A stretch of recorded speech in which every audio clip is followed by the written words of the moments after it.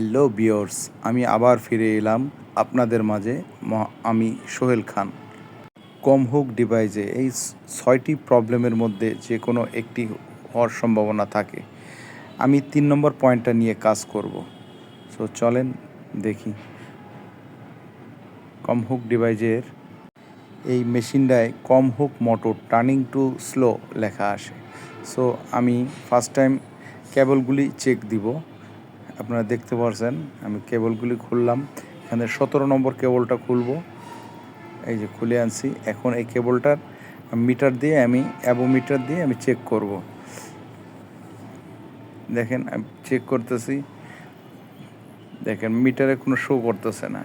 আমি বোঝা যাচ্ছে যে কেবল কোনো প্রবলেম আছে। হ্যাঁ, আমার কাছে প্রবলেমটা ধরা পড়ে গেছে। এখন দেখতেছি কোন কোন কেবলটা নষ্ট হয়েছে। ১৭ নম্বর কেবলের মনে হচ্ছে সবগুলি কেবলই প্রবলেম হয়েছে।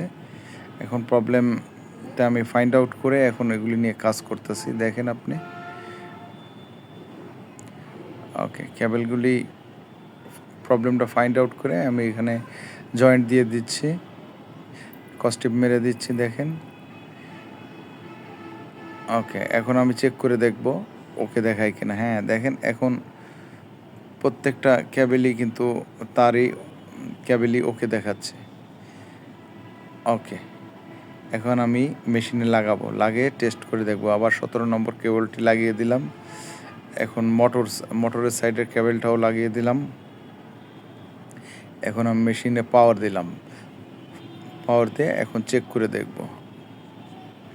ওকে, রিস্টার্ট মারে দিলাম।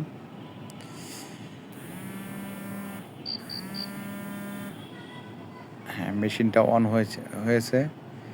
এখন আমি কম রেফারেন্স দিয়ে দেখছি। হ্যাঁ, ওকে আছে। ধন্যবাদ আপনাকে সবাইকে।